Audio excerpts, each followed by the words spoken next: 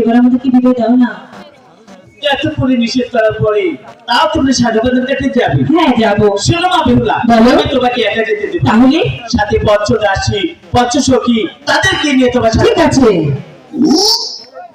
ঠিক আছে দাসী, বলো।